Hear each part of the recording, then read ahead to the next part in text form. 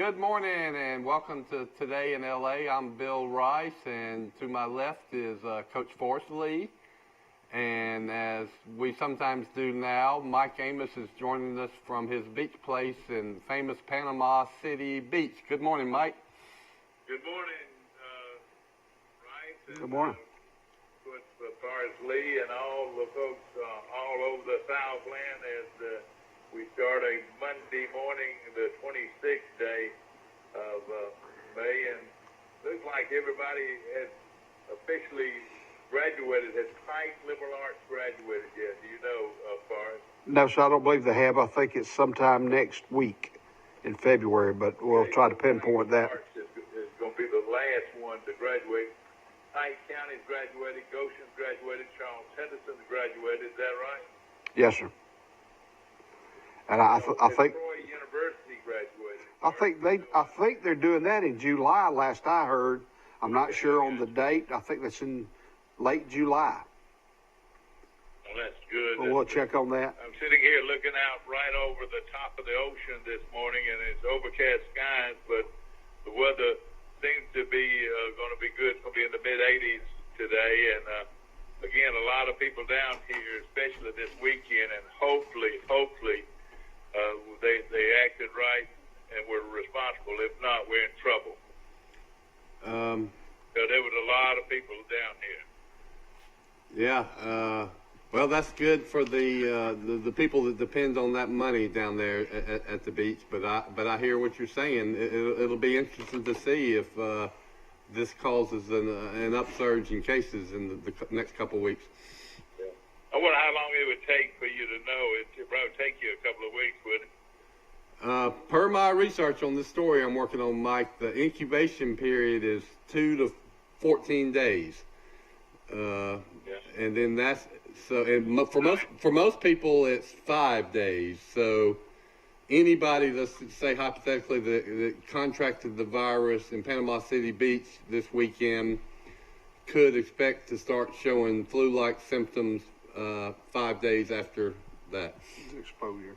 Well, I tell you what, the people were here, especially on Saturday and Sunday, huge crowds, and then most of them went back home on Memorial Day, but still a good crowd. A lot of people, school's out, and they're just a lot of people on vacation. It looks like just regular back to duty, as you always do. You graduate from high school and you go to Florida for what they call Beach Week. Boy, I remember my senior year. That was one of the funnest times I ever had. We stayed in some little roach motel in Panama City Beach. Our furniture, we had no carpet. What do you call it? Linoleum floor. And our furniture was like outdoor cloth lawn chairs. But that did not matter. We stayed for a week, and everybody from Troy seemed like he was down there. Did y'all have to have a chaperone, or did y'all go without a chaperone? Somehow we got to go without a chaperone. Now, a lot of the girls that stayed at those the local sororities, the 21 and Twilighters, they all have houses, and they had several chaperones. Yeah. They needed them too because we were over there, buddy. I bet. That's usually a night or a weekend you'll remember forever.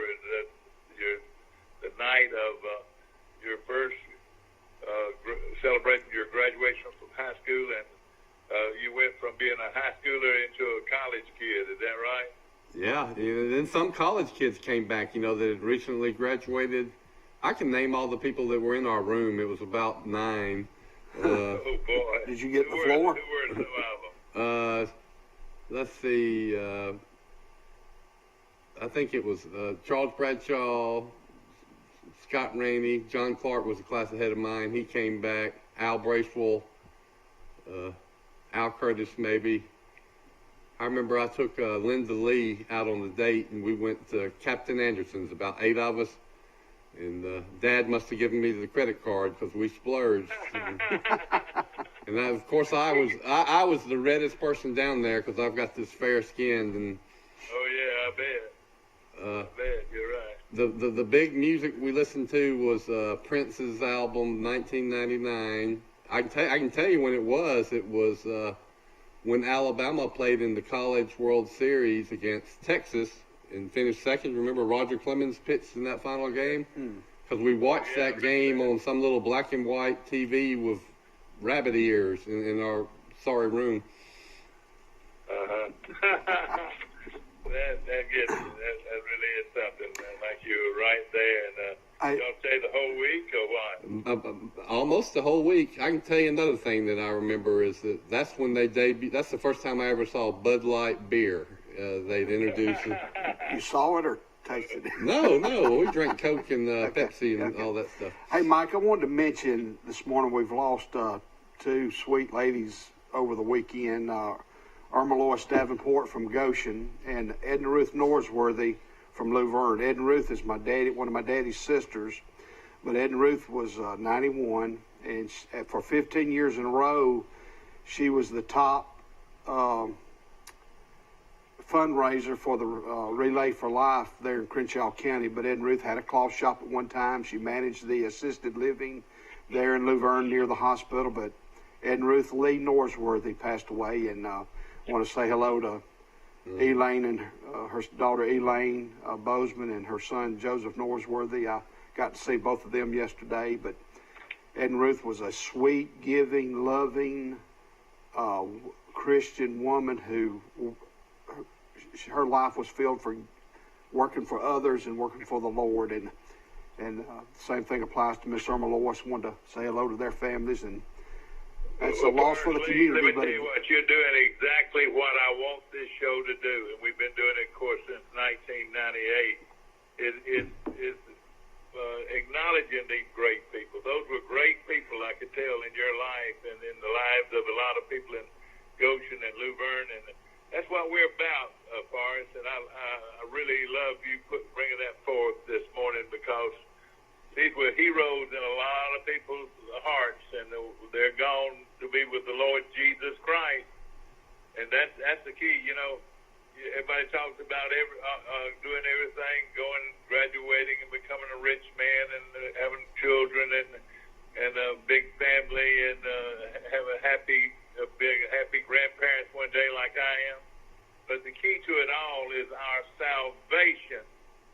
And our salvation is what's so important. Are we going to live with Christ as we die? Well, that's the most important thing that I think we can strive for right now. The most important thing is our salvation. It's so great to hear those words this morning, though. And I know you enlightened a lot of people as far as mentioning those folks this morning, and that's exactly what we want to do on this show. Well, you know, I work with Mac Lowry at the Pike County Lake, and sometimes I see Mac, and of course he's got 3 boys and a girl, but anyway, Mac at one time used to sell world books, and then Ruth did too. They sold world books, encyclopedias. One of her nicknames was the World Book Lady. But for us as kids, we called her Ain't Woo Woo. And her brothers and sisters pinned her with the name Sook. But we don't know why she was called Sook. But Ed and Ruth and her husband J.W., who used to work on cars there in Luverne, and they're both in heaven now. And a person that J.W. touched was Donnie Broadway. And we just lost Donnie a couple of weeks ago, but Donnie learned his trade from Uncle J.W. Norsworthy. It's what he has told me. But I love Donnie Broadway. It's like you touch. It's like that's a good.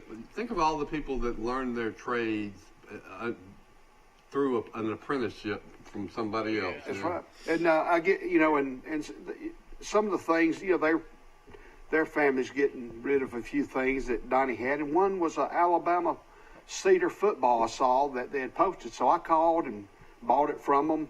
That same afternoon, my first cousin Joseph, Ed and Ruth's boy, he had bought some cedar flower boxes from me, and he had on he's a big Bama fan like I am, Roll Tide, and he had an Alabama cap on, an Alabama shirt. And we got to talking, and he left. I said, you know what?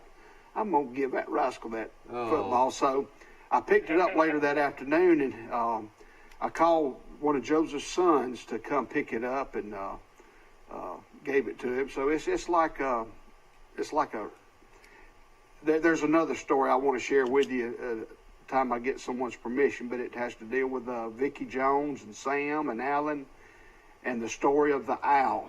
And I'll try to share that with you next time.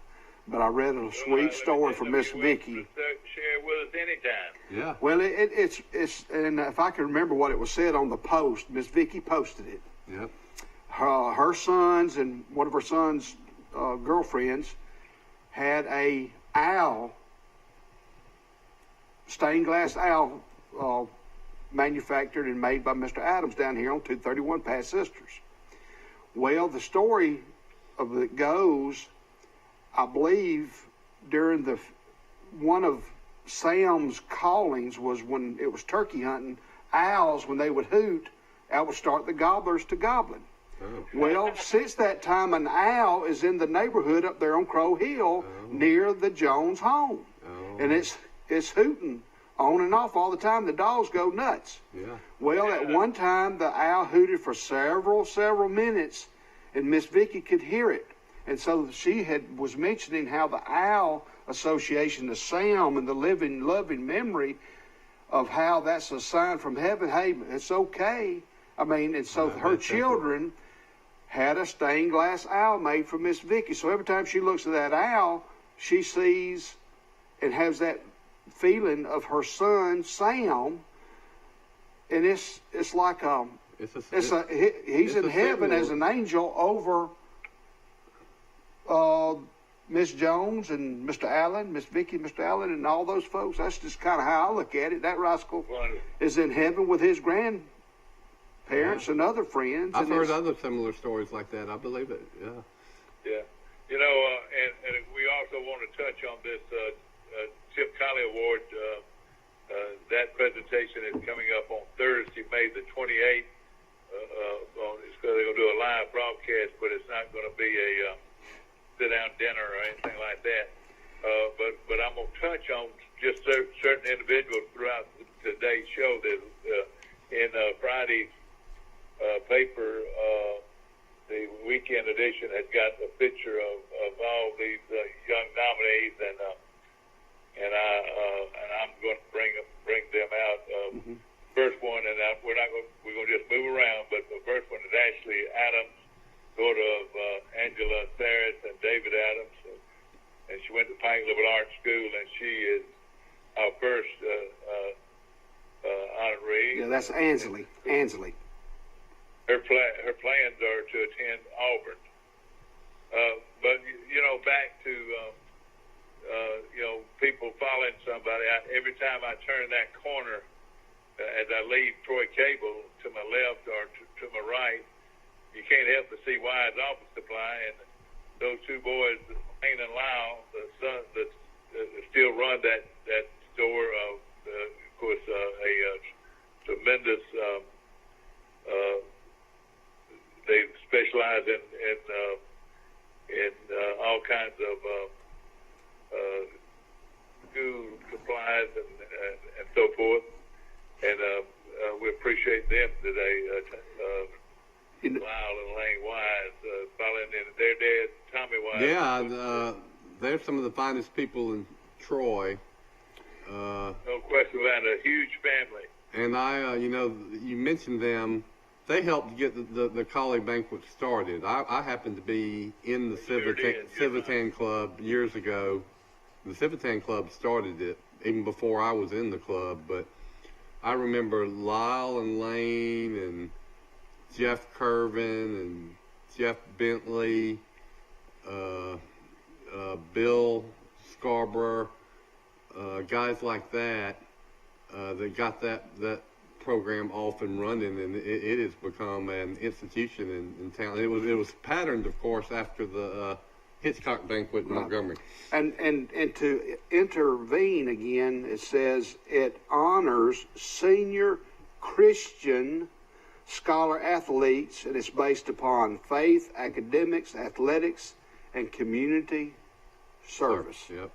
So that is a big testament to the Colley family and to the men and women who. Oh, you look! I wonder if it has in there some of the past winners. It's I don't have it in this, but it's. Yeah. We'll try. And I'm looking at a list of the nominees. Of course, this is an outstanding scholarship that they put together. Right now, the scholarships, they have 2 runner-up scholarships, and they'll get $500 cash apiece, male and female. And then each winner will receive, the male and female winners receive $1,500 scholarships. In addition to the winners are awarded a plaque and names on the trophy and so forth. It's an outstanding award named in honor of the late, great Dr. J.O. Chip Collins. I mean, how many of you out there can remember Chip Collins? What a great man. Well, I live next door to his house right now. Well, let me give you a little bit more history. When Dr. Jim had his office at where Skeene Funeral Home is now, Yeah. Dr. Tip was still practicing. My mother worked for Dr. Jim.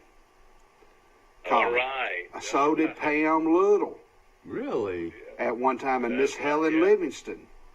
And it's just, we miss Jim too. yeah. No question about it. What a great family and a great people. Something about Tip, the Braca Sunday school class, most of you out there know a little bit about it. Of course, that's the main adult Sunday school class at First Baptist Church. Been there for 100 years or more. But every Sunday, old Tip would bring the donuts. He would buy donuts either the Saturday night or he would go get them, I reckon, on Sunday morning. But he'd bring the donuts, and boy, he and I always had a good conversation. He was just had so many good public skills. And he had such a presence about him and charisma, and he was tall. Yeah. You know who gave him his nickname, Mike? No, I don't. My grandfather, Hickey Chapman. Talk about nicknames. How's that one for a nickname, Hickey? Hickey. Hickey, yeah. They were classmates at Troy High School in the 20s. And I think Tip Colley moved to Troy. He moved to Troy when his daddy became the superintendent of the children's home, when it moved to Troy, probably. He moved to Troy from Evergreen. That's Alabama. right. Did you know that? And so obviously Tip Colley was tall and skinny even back then, and Hickey allegedly said, "Watch out, guys, here comes Tip Top Colley," and the rest is history. Let's shorten it to Tip. Another thing about him, and I'm not really following any direction here, but I tell you something else about him. He went to Birmingham Southern, and he played football for Birmingham Southern, and he played in the first game ever played at Legion Field. It was a game between Birmingham Southern and some other smaller college. But Tip actually played in that game. It was the first game ever played at Legion Field in Birmingham. And It had to be in the teens, 19, 15, 16, something like that, somewhere in that neighborhood. Well, his daughter, Helen, is one of our great family friends. Then we mentioned Jim. I've known the Colleys all my life. I grew up on the same street, South Hillcrest Boulevard. We went fishing at College Pond. Hickey and KK had a trailer, one about 7 or 8 trailers up there at College Pond. People still Your fish. family, it was you had Tip, you had Jesse Hall, and you had Judson, and you had his brother Matt. Matt. Those were the 4 College brothers right there. And like you said, his daddy came to Troy to run the Alabama Baptist Children's Home, and he was Dr. J.O. Colley Sr., and that's who they named the Colley Sr.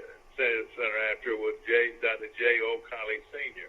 My dad says in some of his history books that the biggest single population growth in one day or 1 week in Troy's history happened when that children's home moved from Evergreen to Troy. Wow. It brought about 200 people in one day.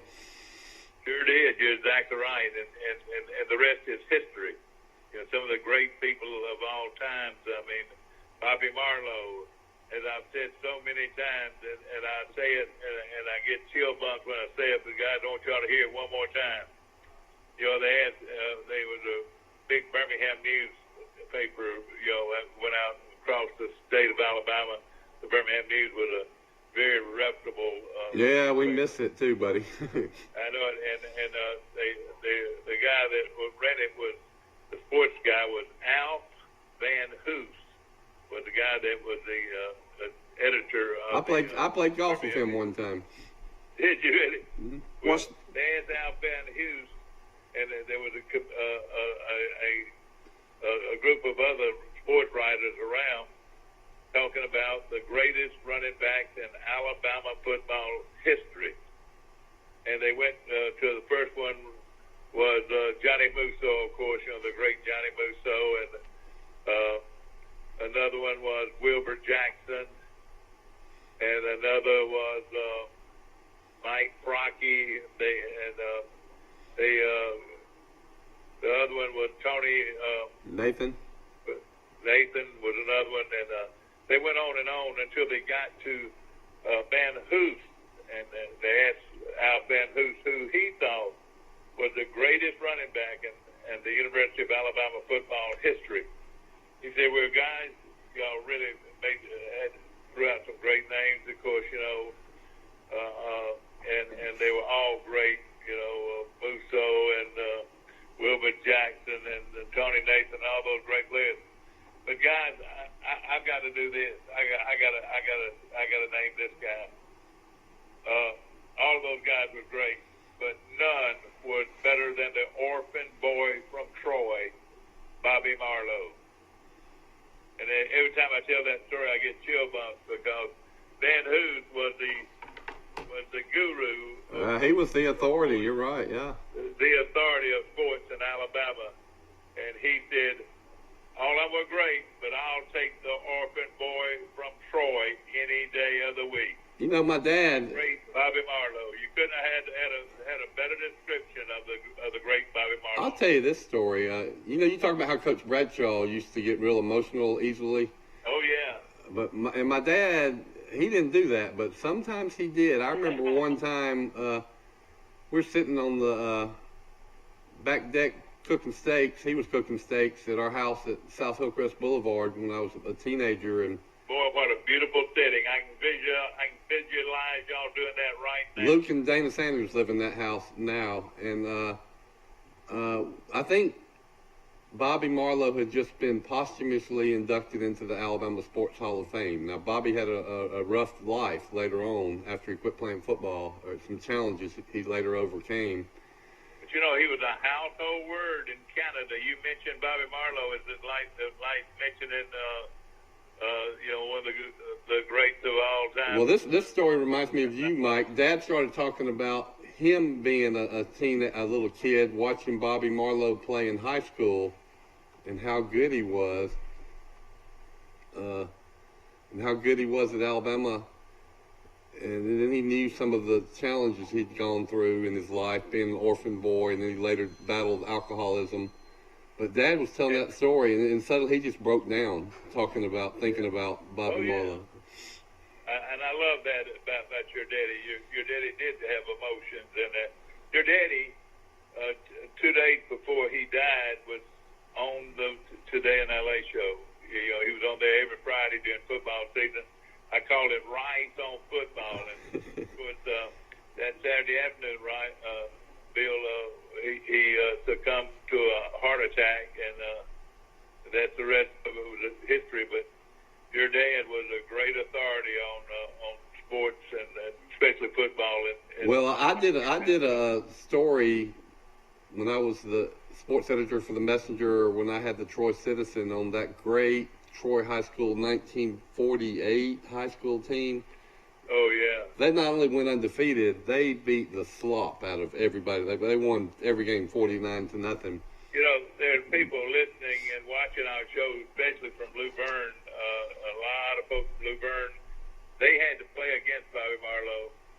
I've talked to people that had to play against him, and they didn't even want to see him coming. A good friend of mine, Sammy Carr, said, I played safety, and he said, I just dreaded seeing Bobby Marlowe break through the defensive line, our defensive line, and it's going to be me having to tackle him. Oh, well, he reminded me of either a Herschel Walker or Bo Jackson. He was built. He was big and strong, almost 200 pounds, and super fast and super physical. 200 pounds was fast. I mean, was a big running back.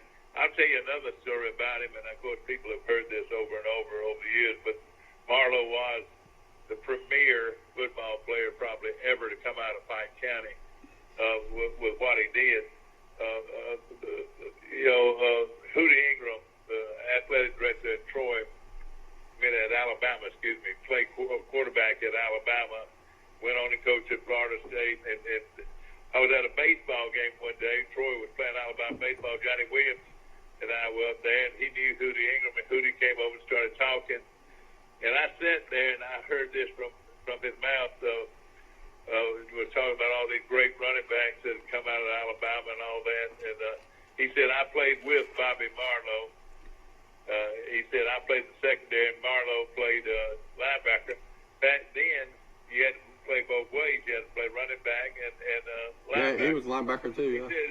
He said, I sat back and could have eaten a sandwich. He said, because Marlowe, if they ran the ball at all, Marlowe was going to get them. He said, I never had to tackle anybody because I knew Marlowe was going to get them. Well, sure enough, Marlowe was first team All-American as a linebacker and as a running back. And how many people you ever heard that did that? Wow. Well, he went. I think he was, for people who don't know Bobby Marlowe, our younger audience, Bobby Marlowe was drafted in the NFL about the number 7 pick in the first round by the New York Giants. Yes.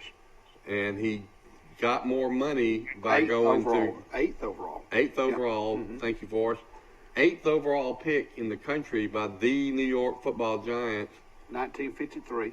And he got a bigger contract, and so he went to Canada. But if he had gone to the New York Giants, who knows what would have happened? He would have been playing with people.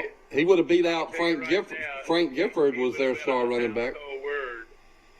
You had never heard about Paul Horning and people like that. Frank Gifford, they could not have compared with Bobby Marlowe. That's how good Marlowe was. I think he spent 8 seasons with the Rough Riders. NFL, that was back when they had the goalpost in the end zone. On the goal line. You remember that? Yes. The pros had the goalpost that were actually on the goal line. So other Pike County people that have had great football careers. Of course, you think of Fred Baxter from Pike County High School.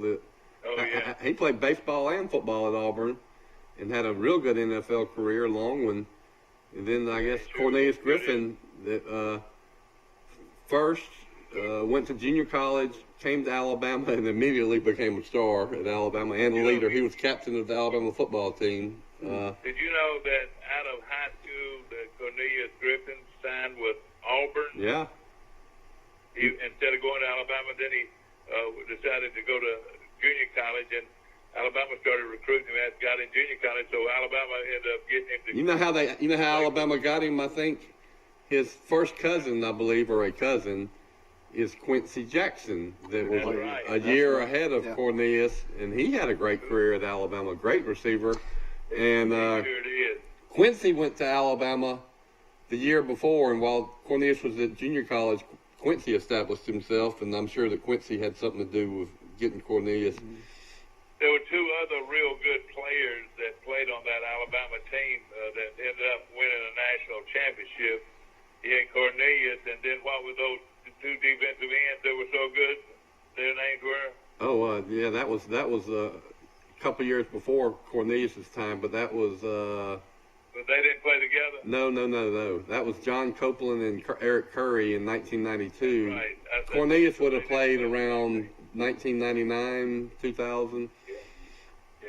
Cornelius, I'll tell you, Cornelius' last game in Alabama was the Orange Bowl against Tom Brady's Michigan Wolverines. Wow. If Cornelius could have just sacked Tom Brady one more time. Exactly right. As we're going to mention these college college nominees. The next one is Davis Allen, the son of Wes and Kay Allen, and is graduating from Pike Lawrence, and he plans on attending Sheldon State Community College on baseball scholarship. Congratulations to Davis Allen, and that's the second of the group that we're going to be mentioning on our show today. Bar Lee is in the house, and so good to see Boris Lee. And let me ask you this, Boris. I was dabbling with my phone, as I do. I don't know what I'm doing, but I'm dabbling with it, and saw you baking a strawberry cake. Tell me about that. Oh yeah, I've been doing some videos for fun on Facebook. You're real clean cut, and you're real handsome, man. I said, that's not Boris Lee I know, is it? Yeah. Well, Jody and I walked through one of the local grocery stores the other day, and strawberries were on sale 3 for $6. I said, I'm gonna make some strawberry cakes. Three containers okay. for six. Well, three containers. Strawberries too. 3 containers for $6. And so last year I made 2 strawberry cakes. When I used to get Southern Living, this strawberry cake was on the cover. I said, well, I'm fixing to make me some strawberry cakes. So when I got to looking, I didn't have all the ingredients that I needed for that one particular cake. So I looked at 2 or 3, and I said, well, I'm gonna make my own recipe. No. So I used some cake downs, cake flour and eggs and this, that, and the other. And then I chopped up my strawberries real good. And once my cake was made, then your frosting has to be cream cheese, sometimes butter, confectionate sugar, maybe a little bit of vanilla flavoring. So I got that just right. Well, then I mixed some of my strawberries in my icing and put that between the layers. Well, I started running out of that stuff because I had another cake to make. So I had some more cream cheese in the refrigerator and a little bit of butter, some more sugar. And so on the outside, I did regular icing. And then when I got my top made, I just poured fresh strawberries on top. And when I'm cooking, it's so easy. The results, and it sure looked good, man. Well, Mike, when I cook a cake, I try to, let's go ahead and make 2. Yeah. So I had them made, then Jody woke up and came to the kitchen about 8:30. They were done. She said, well, who gets those? I said, well, we can have one, or we can give them away. Well, I want to know where you got that uniform. I mean, really, you look busy, man. Where'd you get that Well, uniform? for Christmas, my family, Jody's sister, Marilyn Gilliland, who lives in Georgia, we always have these, we share gifts, and her husband, Drew, and she's got a daughter, Lyra, in Hawaii, and a son, Jared, who's with the CSX Railroad Group out of Georgia. Well, somehow they gave me a cake because they want me to bring a rum cake every time I come to Georgia. Well, when we went for Mother's Day, Forrest, please bring a rum cake. So on that cake, it says the rum cake king or something. I don't know what it says. So I put that on just to mess around. But so the cakes, I said, who are we going to give them to? Well, we gave one to Allie Ellis and Emery and Emily and their family, because we saw Gabby and Allie That's in the store. Mike's neighbors. Yeah, right. Yeah, your neighbors. Well, we saw them in the store. Well, they got a hold of my strawberry cakes one year. Yeah. And so when we were shopping, we saw them in the store. I said, well, maybe. I said, look what I got. I'm fixing to make a strawberry cake. So we love it. So that was one recipient. And so we started thinking of other people. And after the article come out on Griffin, I said, what about Connie and Colin and Griff? So I called Connie. I said, Connie, she made a comment about my strawberry cake. Ooh, I'd love one. So I said, Connie, I got another strawberry cake. If you can answer this trivia question, you will be the winner. If you can answer this trivia question. I said, Connie, who is your favorite golfers? She said, well, I've got 2. It's a tie.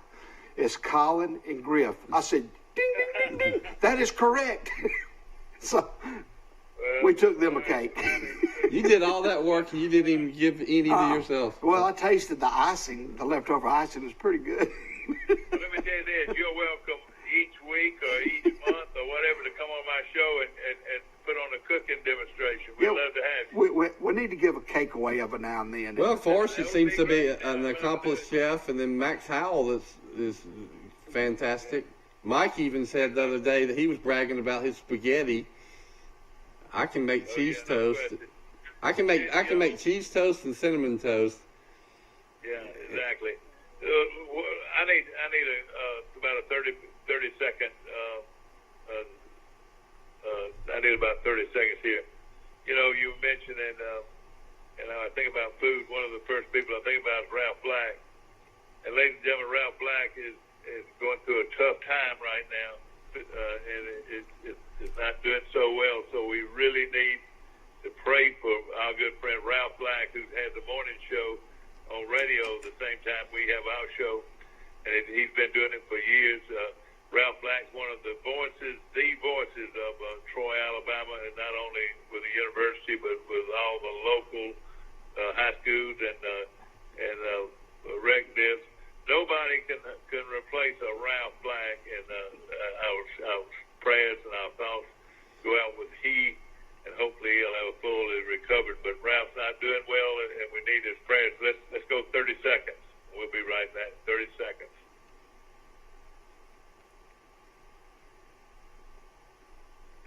You need to tell them we're going to. We're now going to a commercial. We'll be back in about 2 minutes. We'll be right back. At the Piggly Wiggly, we proudly support our local farmers and bring you the best they have to offer, all at cost plus 10%. When you shop local, you reinvest in your community. Remember, buy local, shop local. Piggly Wiggly, local since forever. Trojan Auto Parts of Troy, home of Napa Know-How. Stop by and see owners Mike and Melissa Kilcrease and their Napa Know-How team with over 100 years of combined experience. We're the only locally owned parts store in Pike County, and we're fully stocked and ready to serve you. We pride ourselves on being your go-to parts store, not only for the simple items, but we specialize in those hard-to-find items as well. Trojan Auto Parts, the right part at the right price at the right time. Napa, a name you've trusted here in Troy since 1945.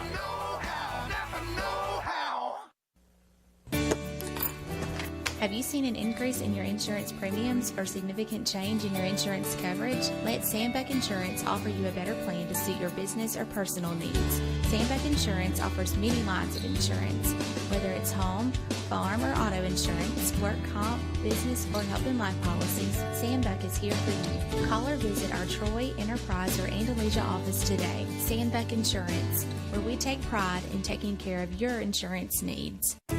A personal touch. A high level of trust. Whether it's checking and savings accounts, personal or business loans, or our local friendly service. That's what Troy Bank and Trust customers expect. But now we offer more. Free identity theft protection for our new and existing customers, protecting your family's time, money, and good name from identity theft. Because protecting your identity is now a big part of our identity.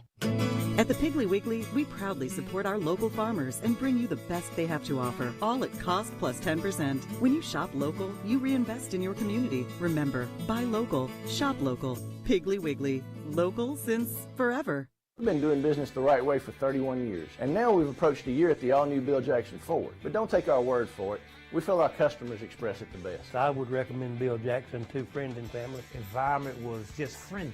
It's a short drive from anywhere. Sister bought my house, parents' house. All right, we're back. Today in L.A., we were off there. We were talking about great Trojans, and Mike mentioned Leon Hillier, and then we started talking about James Wood, Mr. Wood. Then we started talking about his son Alan and what he's done to fix up the old furniture company. Yeah, of course, leaving all that those traditions. You know, the other day they had a special on the post office. You know, no, not the post office. Excuse me, the courthouse. You mean that was a beautiful structure, but it didn't last. But about 50 years, you would have thought that a structure like that would have lasted 100 years, don't you think? Oh yeah, it was right there in the center of the square. Yeah. And it was a beautiful structure and had a big clock in the middle and so forth. And that was where everybody did their business when they came to downtown Troy. You go anywhere else in the country, and they have renovated, most of them have renovated those old courthouses. You go to Elba, you go to Greenville, you go just most any town in our area. Ozark is right there in the middle of the square. But we decided we would put ours a block off the square. Nobody knows where it is. Of course, they renovated in 1957. I want to say 54 or 57, right? I don't know exactly which. But built it. Yeah, built it. And my wife said 54. I think that's when they built it. And some great people, like one of them was Ben Reeves. You ever heard of Ben Reeves, right? I remember Ben Reeves, of course. Yeah. Of course, he was a probate judge and was there. And Russell Gibson was the tax assessor, and Mr. Newman was a tax collector. And a lot of great people.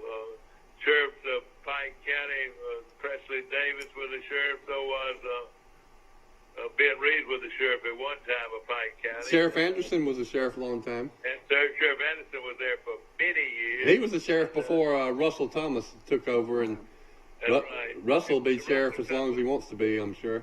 Russell Thomas is one of my favorite people. He is a great guy, I tell you, and has done a super job as sheriff of Pike County. COVID-19, the latest numbers I've got now, there should be some more numbers coming in today. Steve, if you can help us with it.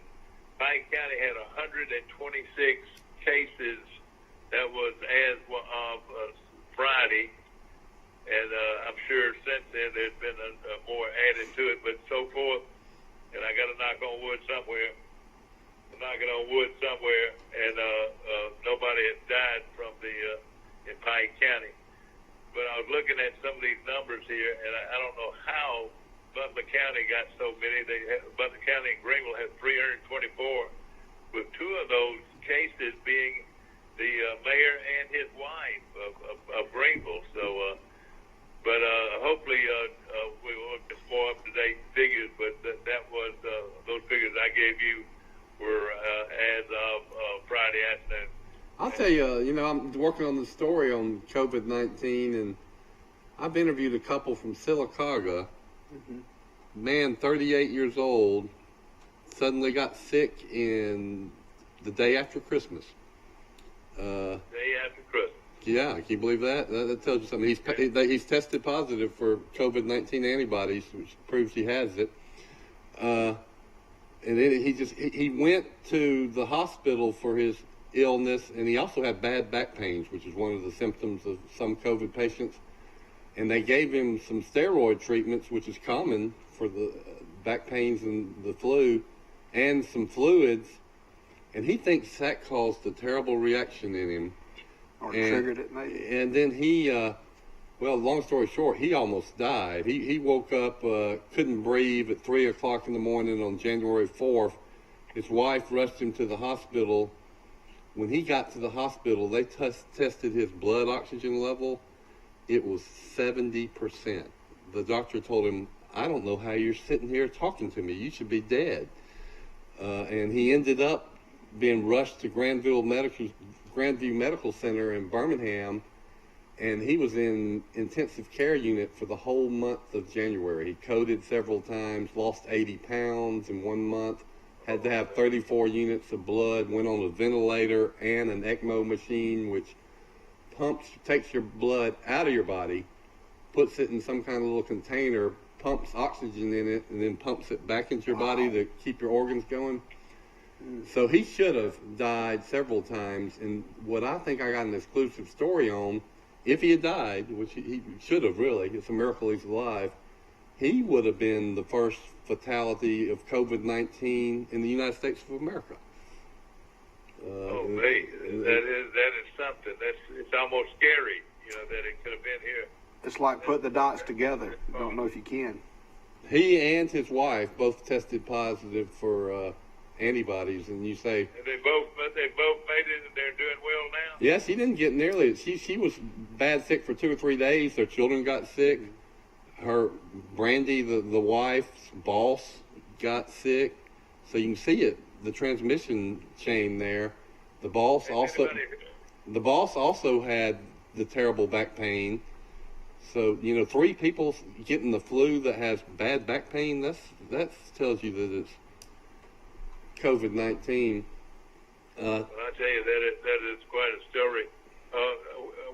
Pat Dye. Have we heard any at all about Pat Dye? I have not lately, but I know Patrick Ewing was discharged. There was information coming out last week that Pat died. Had the virus, but we haven't heard from him since.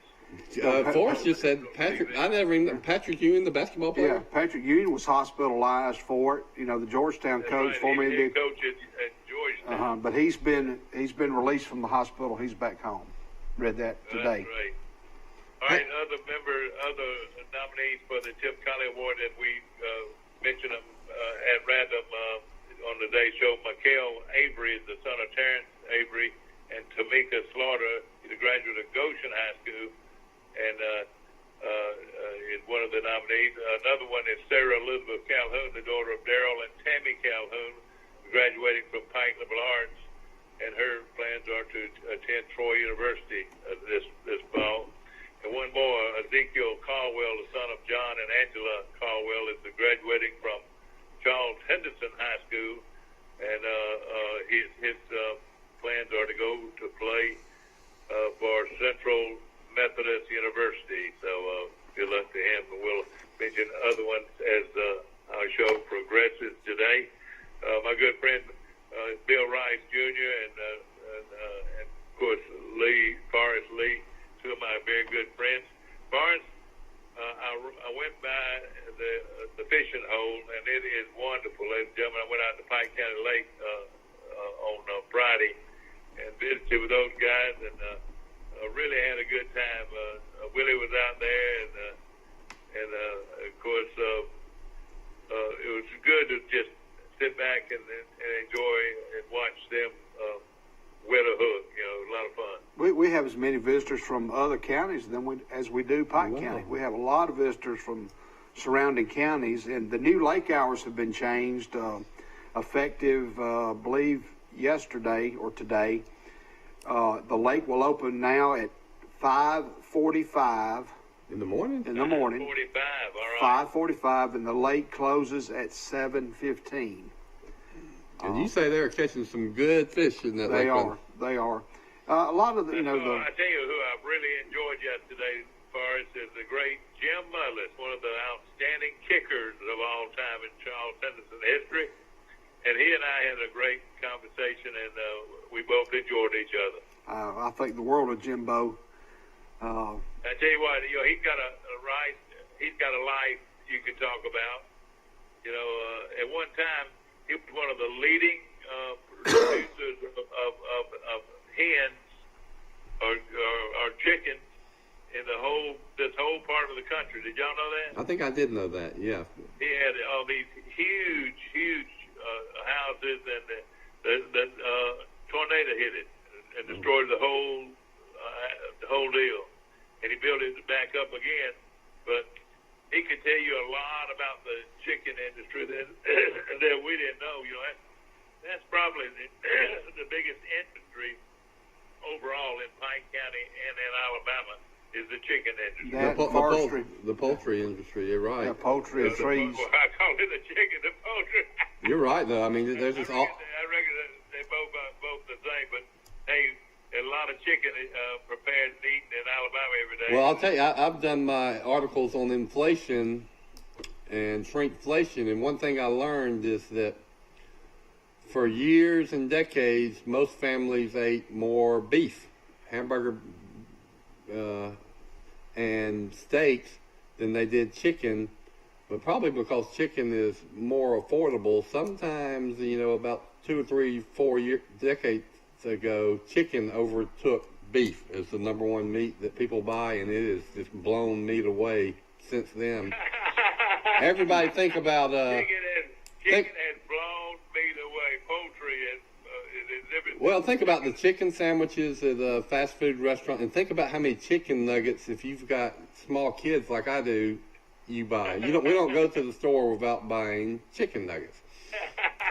Those chickens come from somewhere, and a lot of them come from Pike County.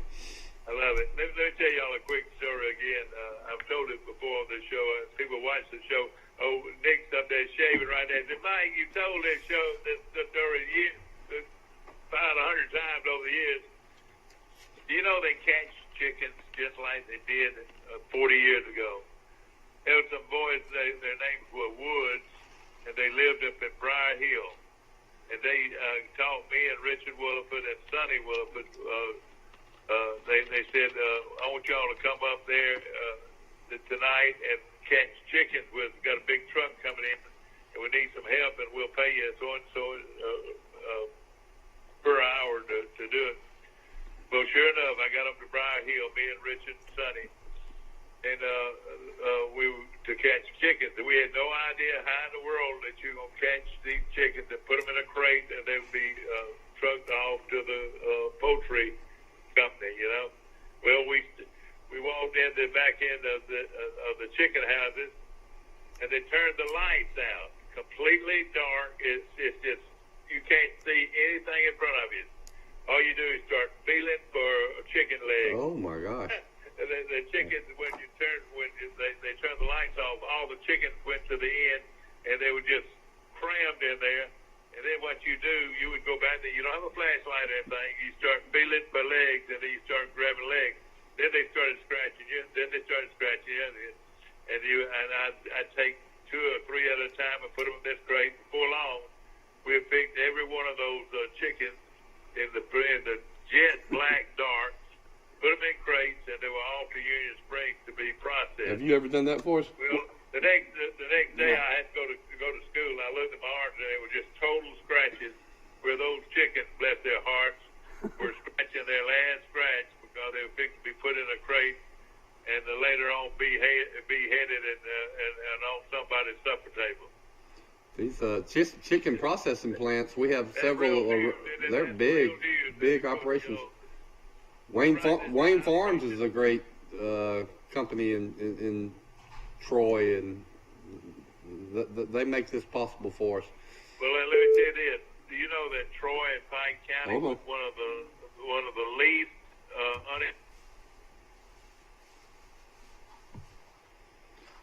Hello, you there?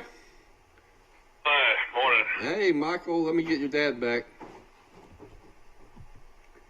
What we doing, guys? Well, your son Michael just called in and joined us. You want to say hello to him? Yeah, Mike, how you doing this morning? Hey, I'm doing well. I didn't realize today in LA was live today. I thought you said we were going back on the air Thursday, so I didn't tell you that. I didn't tell you that. Well, you're losing, man, not me. I'm 44 and sharp as a whistle. Hey, won't you just go ahead and admit that you overslept? I never oversleep. I have little kids that wake me up constantly. Well, you have missed the best show we have ever done, Michael. Oh boy, and Mike, we're talking about how you catch chickens. Catch chickens? I did think that was quite interested in that. You said at Wayne Farm, it was something this week that said Pike County was the least most unemployed, the second largest number in Alabama, and the number one county with the least unemployment was, believe it or not, Bullock County. And I'm thinking one of the reasons is because you've got your 2 main entrances, one of them Dwayne Feeds. Well, we hadn't stopped processing chickens by any means, and they process millions of chickens every month, and that keeps a lot of folks busy. And then, of course, you've got the farms, you know, the big Mike, you work with them. What's the name of them? Bonnie Plant Farms. Yeah. Bonnie Plant Farms, another huge employee. But isn't that amazing that Pike and Bullock County are the two of the least unemployed counties out there? That's awesome. Mike, have y'all seen where Pike Liberal Arts Scott Taylor Renfro has committed to kick for Troy University? No. Well, but now see, he's not a senior though, is he? Well, he was. You could sign early. Yeah, he was. Early. He was given him. He's Taylor Renfro is a good kicker, and I'm awfully proud to hear about that. You know who that is, don't you, Mike? Yeah, I read that yesterday. Al Renfro's son. I'm just trying to figure out. I know he had offers. It looked like from West Virginia and Louisville, Power 5 schools. I don't know how you turn those down.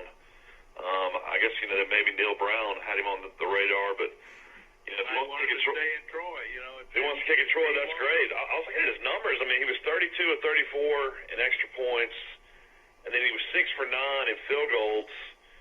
I mean, I think he kicked a 47-yard field goal, but 6 for 9 and 32 for 34. I mean, that's not a lot of kicks. I don't know what they're basing. Yeah, I think he goes to a lot of these camps and stuff.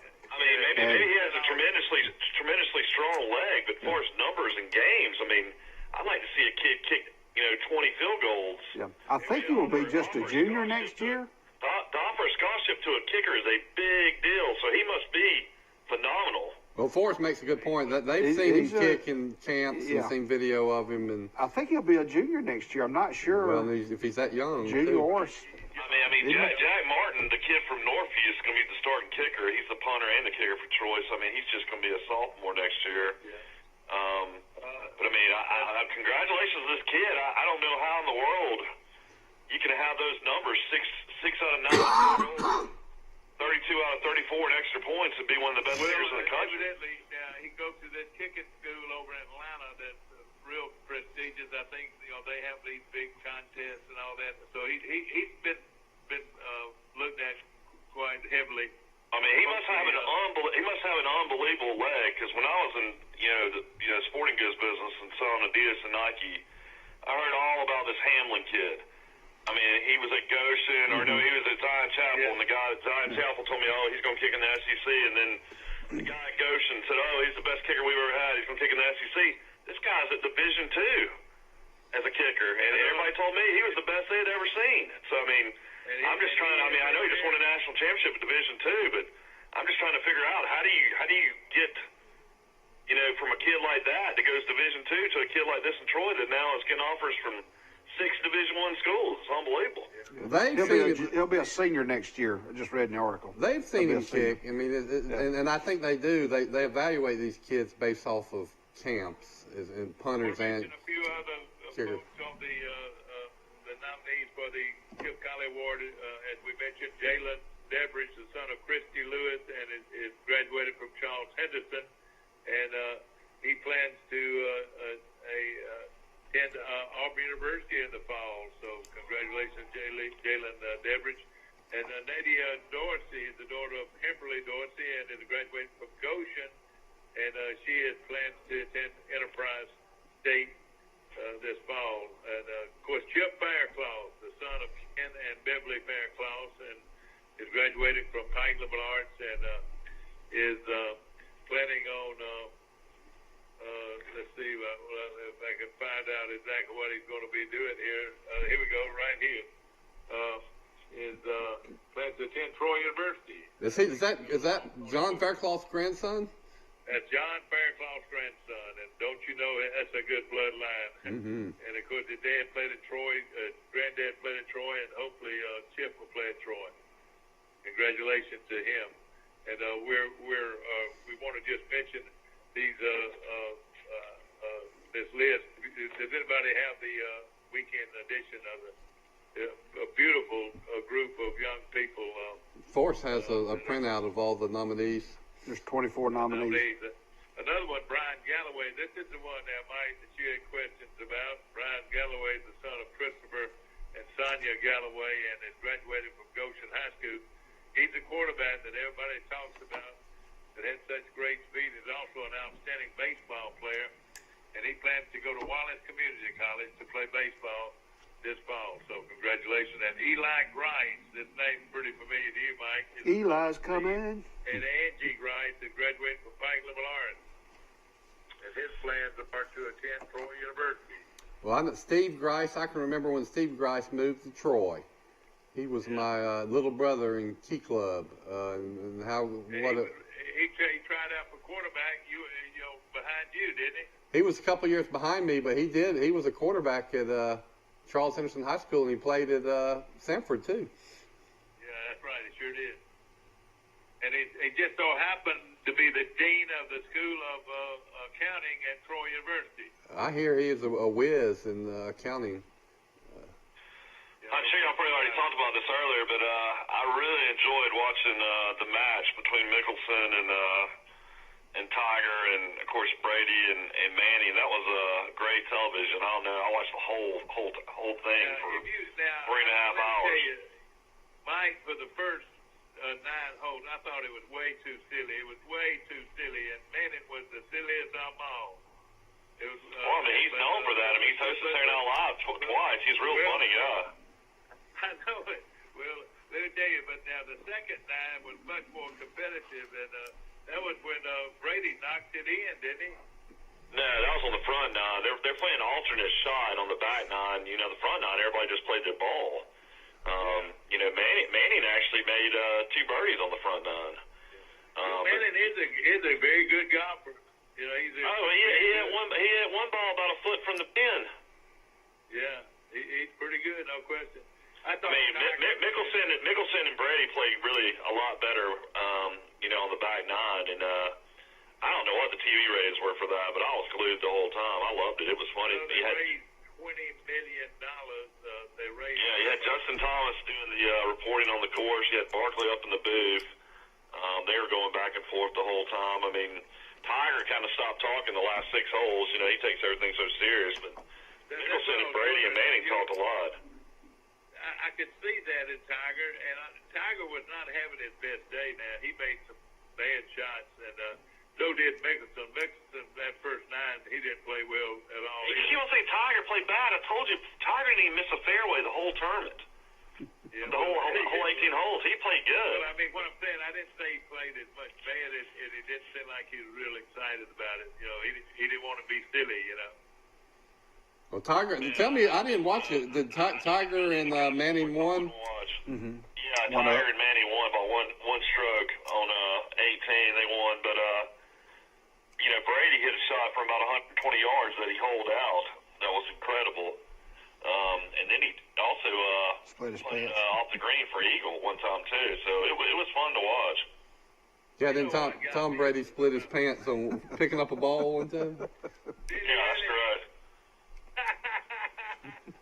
Well, I tell you what, it rained real hard, and they played through the rain mostly, and you got to commend them for that. Now that golf course, ladies and gentlemen, is the golf course that Tiger pretty much built, didn't he? Isn't that his home course? Well, it's Tiger's course. It's I think Michael Jordan plays there, Justin Thomas plays there, Bruce Koepka plays there. Greg Norman designed the course.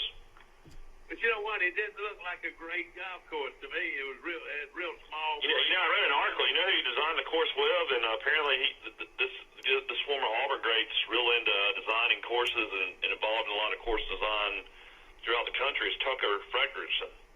Football. He has a great Tucker Frederickson. Now, I thought he was a doctor, a dog doctor. No, he's involved in all kinds of development for his resorts and golf courses throughout Florida, is what I read. Yeah, out of all the Auburn players ever, you know, of course, Pat Sullivan and Jerry Colley was a good one for me, but Jerry Beasley. Tucker Frederickson was my favorite. Terry Beasley. He was a Heisman runner-up, 1965, or. And you know what? He was like a movie star. He back then they let players advertise like band line shirts was a big thing back then, and he would advertise them and they'd be on the cover of Sports Illustrated or whatever. And he was well, you know, he made a lot of money in advertisement too. He played for Auburn in what, 64? When was his first year? That's right. And of course he played for Suge Jordan, and of course signed with the Giants, as he mentioned earlier. And first pick. But right at 1,000 yards his best year, and then he had a knee injury and never was able to recover. But he was a great college running back, Tucker Frederickson. And he also played safety. You know, they played a little bit both ways. And he also was an outstanding safety. Big guy, about 225. Where's he from originally, Tucker Frederickson? Hollywood. He's from South Florida. He's from Florida. He's from Hollywood, Florida, is where he came from. And another guy came from down there later on was a guy named boy now I can't even remember. Oh God, oh man, I had it on my tongue, but he came from that same area. A lot of these guys were recruited by Bird Wiggum, who was later on the head football coach at Troy. Bird Wiggum recruited a lot of good players to Auburn back then, especially from South Florida, because he used to coach down there. Of course, Bird Wiggum grew up in Louisville, Alabama, coached at Auburn, coached at Georgia, and I was trying to think of some of those other guys. Troy has a pipeline of coaches from Auburn, doesn't it, when you think about it? The ones you just mentioned, and then Larry Blakeney, of course. Chip Lindsey coached at Auburn. Yeah, you're right. Of course, Auburn, let me tell you this, years and years ago, back when you're back in the 40s and early 50s, there was a coach at Auburn. His name was Shot Sin. You ever heard that name? I have heard it.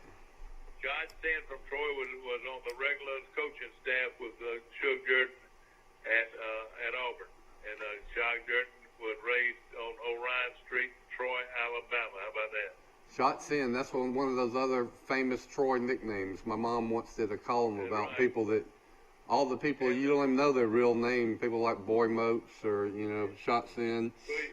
Yeah, and I'll tell you another name that went out there. He was not a household word, but Vicky Starlin, he was a household word to Vicky Starlin. But this guy was good friends with your granddaddy. His name was James Starlin. And, of course, that's Vicky Starlin's daddy. He played at Georgia. Oh, I didn't know that. He played at Georgia, yeah. And I don't believe he played the whole 4 years, but he played football at Georgia. Well, we opened the show talking about Tip Colley. How many people know Tip Colley's real first name? Or my grandfather was Hickey. James Oscar. Yeah. Now let me throw something else at you that you'll be stunned. Tip Colley's cousin was who? Bill Hitchcock. That's right. The coach for the Atlanta Braves, was Tip Colley's cousin. You know who I'm talking about? Jimmy Hitchcock. Oh, Jimmy Hitchcock. There was a Jimmy Hitchcock and there was a Billy Hitchcock. Yeah. Billy Hitchcock later on coached the Atlanta Braves. And they were brothers, and they came out of Union Springs, Alabama. Yeah. Hey, Mike, there's an article on ESPN that I read briefly this morning that features John Schlarman and Josh Paschal, the linebacker at Kentucky. It talks about that story of, in 2018 when they beat Florida in the swamp. Mm-hmm. They were so excited in the locker room, but the coach, Stoops, said, there's several people that deserve a game ball, but he gave away 2 game balls to Coach Schlarman and the player Paschal for their battle with cancer. But there's an article on ESPN.com today about that.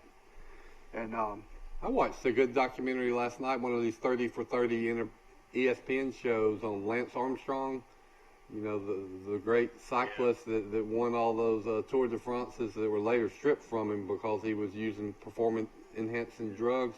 But when I fell asleep, they were recounting his battles with cancer.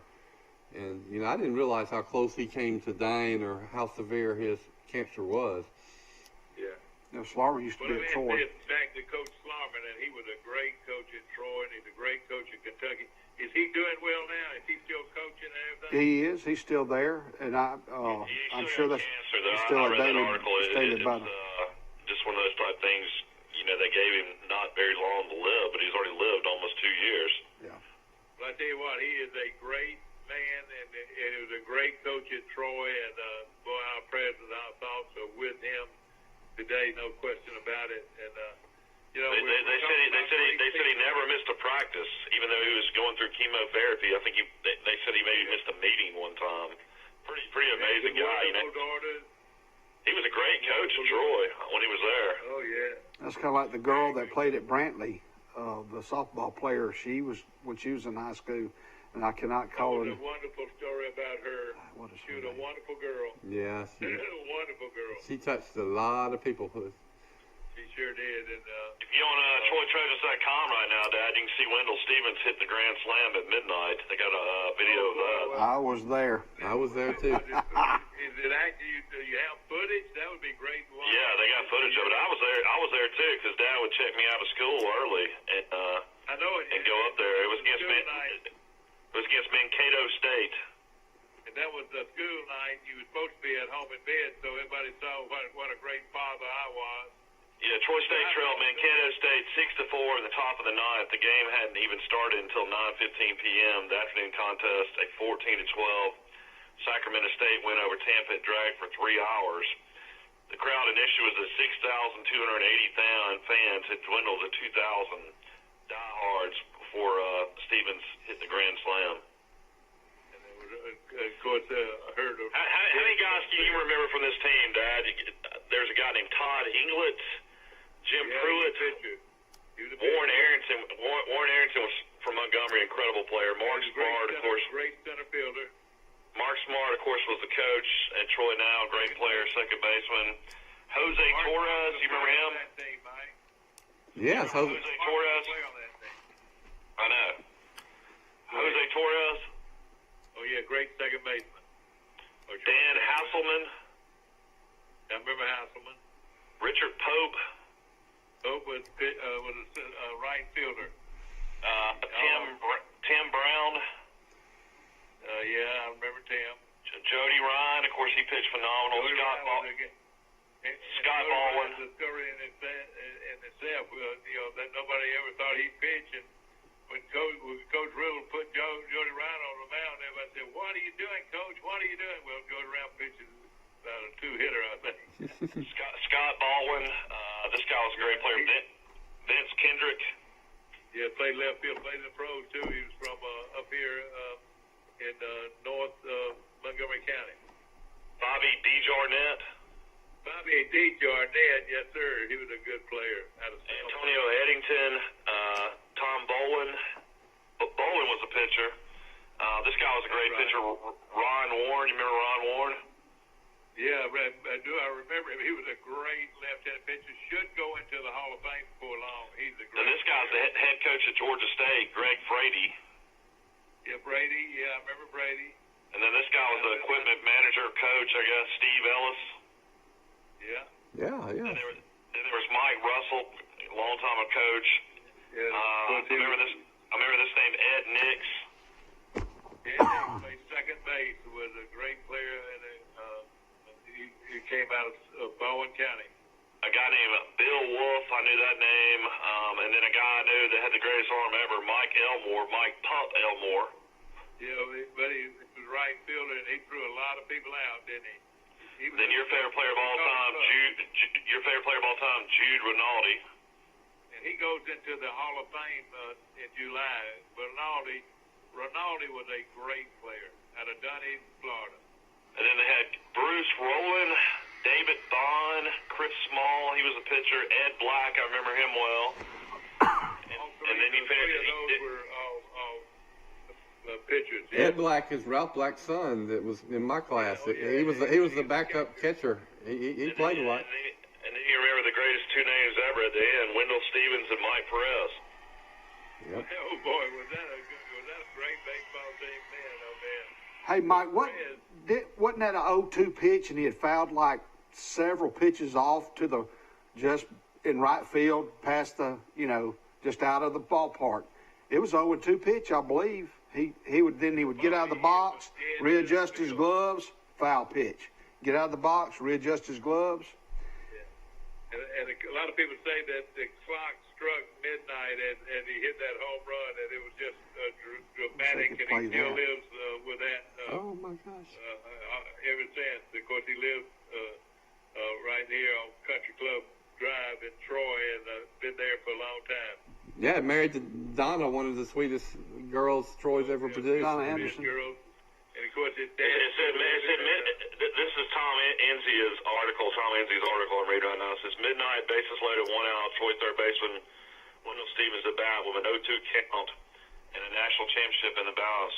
Forget that there was even one out. Stevens was Troy's big gun, the team home run leader, school record holder for RBIs in a season and a career. This was the man. This was it. That's what Enzi wrote.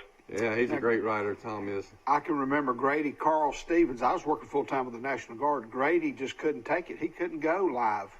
So he stayed at home. But I remember Judy and I guess Mark was at the game because I took a picture of him. I was in my Blues Brothers uniform, me and Bill Gospel dressed as the Blues Brothers, and was walking the stadium with banners. We chase Troy State baseball. We're on a mission from Ralph. But that was the night. I was there with my dad, and that's one of the great thrills of my life is Wendell's home run. So you were there with your dad. Your dad, what they call a big baseball fan, was he? Well, he's a big Troy fan like everybody, but he didn't go. You're right, he didn't go to many games, but he loved Chase Riddle like everybody else, so he wasn't going to miss this.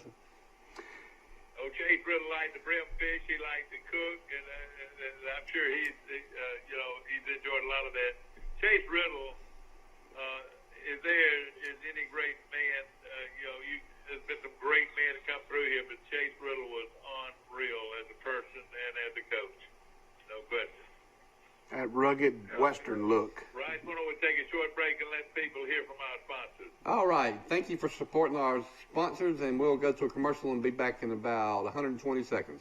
We've been doing business the right way for 31 years, and now we've approached a year at the all-new Bill Jackson Ford. But don't take our word for it. We feel our customers express it the best. I would recommend Bill Jackson to friends and family. Environment was just friendly. It's a short drive from anywhere.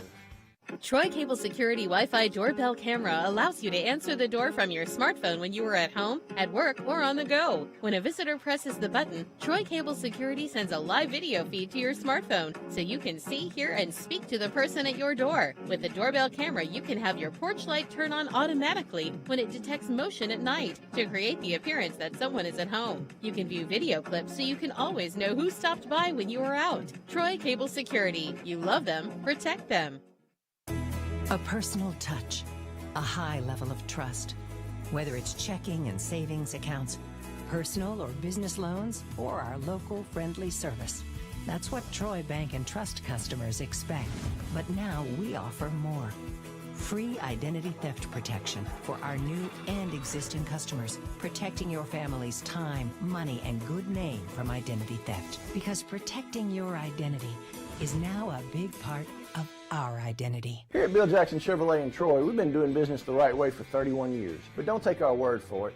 We feel our customers express it the best. Been honest in everything we've discussed with them. When they say Jackson Satisfaction, they really mean it. The Jackson Satisfaction. 76, 78. All right, we're back on the air. Yeah, I'm talking about when he retired. How old was Riddle when he coached his last game? I don't know. You might have to look that up in the book. I know that we hired. I want to say that he coached into the mid '80s. I know that. And well, no, he coached into the '90s. '84 and '80. No, '80. Won national championships in '86 and '87. Then he went to a lot of other World Series too. I remember when they would go out to California. Remember, and they just making the World Series was a big deal. Well, let me tell you this: the first World Series that came to Troy was the best team that he had ever really put on the field. And he told me this: that they had just beaten Valdosta in the regional playoffs, and Valdosta was a big rivalry. When they had maneuvered their way, he and Robert Earl Stewart and Coach Riddle got the NCAA Division One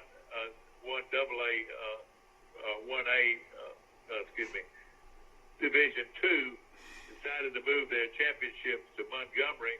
Coach Riddle had a lot to do with it. So this Troy opens up the tournament before 7,000. It was the largest crowd ever to see a game in Patterson Field. It was just packed.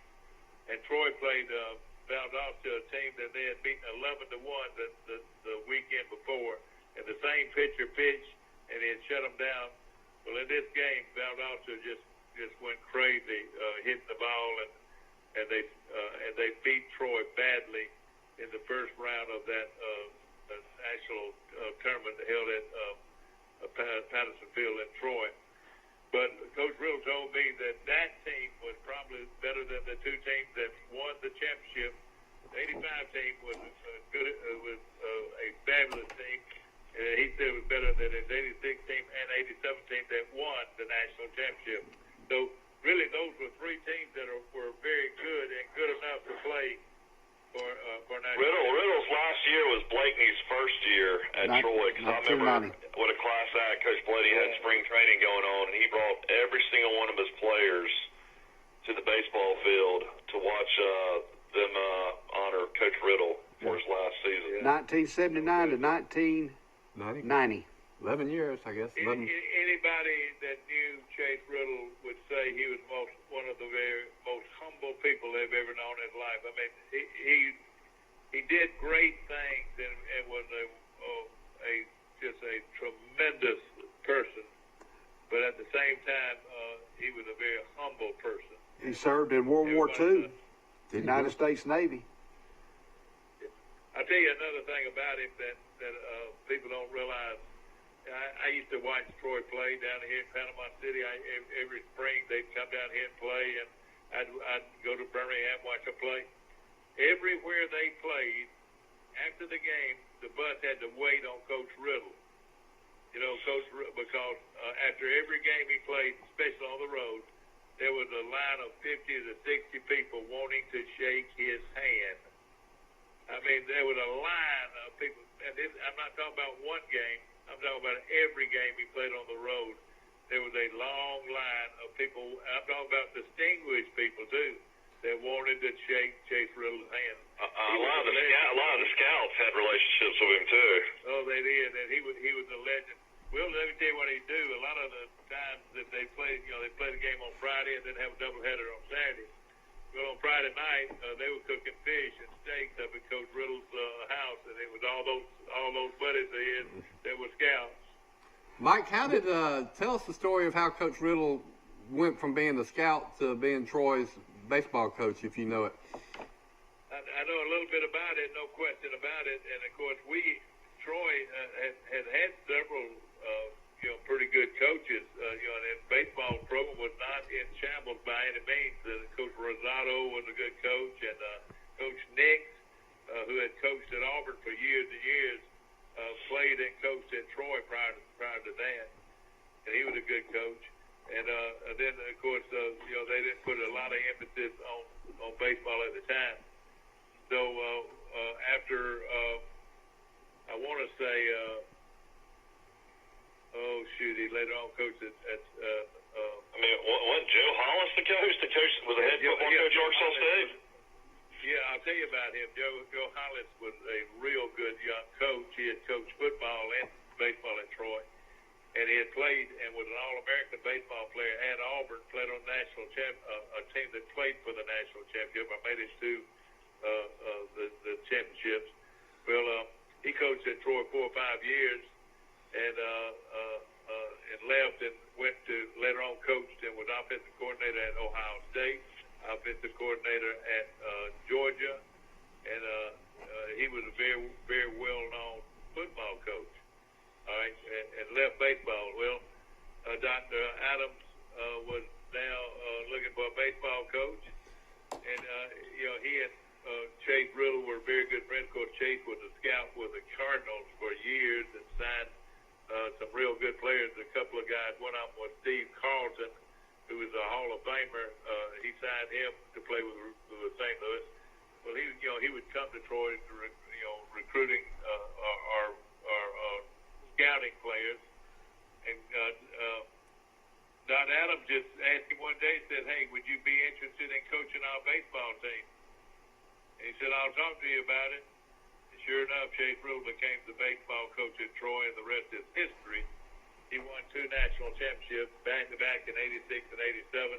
Had a team good enough to have done it in '85, but just had great teams, and of course they had great rivals. And that conference with Troy and Jacksonville and Florence and Livingston and Valdosta was an outstanding baseball conference, and it was just a great baseball. Jacksonville State was really good. I can remember their coach. They were real good. Rudy Abbott. Those whenever Troy would play Jack State, it was packed at the stadium. Mike, I'd heard. You're right. And Troy always seemed to win. I don't know how they did it, but they did. Mike, I'd heard that one of his talents, or what Coach Riddle would do, they'd play this fall ball, and they'd play a lot of junior colleges in Florida and elsewhere.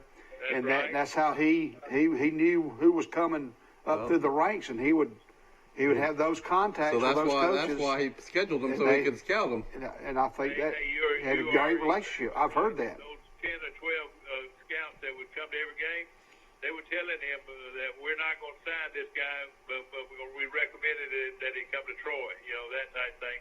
He had a great rapport with everybody. He loved to eat, drink. He loved to bird shoot. He loved to fish. He was just an outdoors. My wife, his wife Betty. Let me tell you, there was no more beautiful couple than those two. They could have been written up in any kind of glamour magazine because they were so sharp and they were so in love and just great people. Well, his daughter was a great beauty, still is. Oh yeah. And wasn't she the what's the big peanut festival in Brundage? They have a beauty contest. I think in Dothan there's a big peanut festival. But they have a big beauty contest, and so I think I heard that she won it, and is like one of the few people ever. Sharon Riddle. And the other one was what was the other girl? Carol.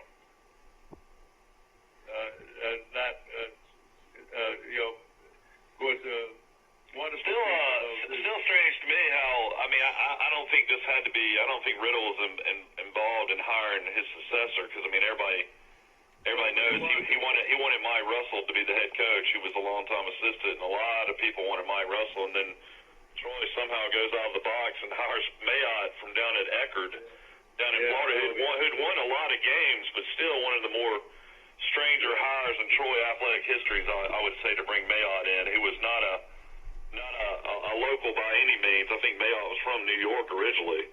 Yeah, but Mike Russell not getting hired was a heartbreaking event. I can tell you who was that, and I'm not going to, but it turned out not to be as well a lot of people wanted. But let me tell you, not only would Russell have made a good coach, but Gene Dews. Gene Dews was an excellent coach. So really, either one of those guys should have got the job, either Russell or Dews, because they were both outstanding young coaches, and they both learned their baseball from Coach Riddle. And it didn't happen that way, but Troy baseball continues to be very, very good, and we're awfully proud of their program. Of course, we didn't get to see them play this year, but now, Mike, it looks like that if you were on the team and you had the eligibility, they'll let you play next year. Is that right? Hey, let me tell you, Mike, we only got about 2 minutes left. You want to give us a few more names of? Oh yeah, we'll do this tomorrow too. But a few more names I want to throw out. Porter Langford is the daughter of Bo and Natalie Langford. She went to Pike Liberal Arts School, and her plans are when she graduates to attend Auburn University. Aubrey Malden is the daughter of David Malden and Christy Earls Malden, and she is a graduate of Pike Liberal Arts, and her plans are to attend L.B. Wallace College on softball scholarship. Shelby Renfro is the daughter of Scott Renfro and Susan Shirley, and she's a graduate of Pike Liberal Arts, and she will attend Wallace Community College. Nico Templis, the son of Yanni and Denise Templis, is Yanni and Denise Templis, and is graduating from Goshen High School. She plans on attending Troy University. Let me give you. We've got this information on me tomorrow too, and we can finish them all. Yeah, we'll continue that tomorrow. We've got just a few seconds left, and with that time, I'd like to thank Forrest for coming in. Forrest, I hope you come in tomorrow morning too. Okay. I should be able to. Mike, thank you. Michael, thank you. I appreciate everybody. We appreciate everybody supporting our wonderful sponsors. And Mike, you want to say goodbye to everybody? Yes, and of course you can watch us again today at 1:30 on this same channel, TC2. And we appreciate all of our friends and, of course, the staff and management of Troy Cablevision. We appreciate them very much, Steve and all the gang there. And we'll see you tomorrow, bright and early, right, for today in L.A.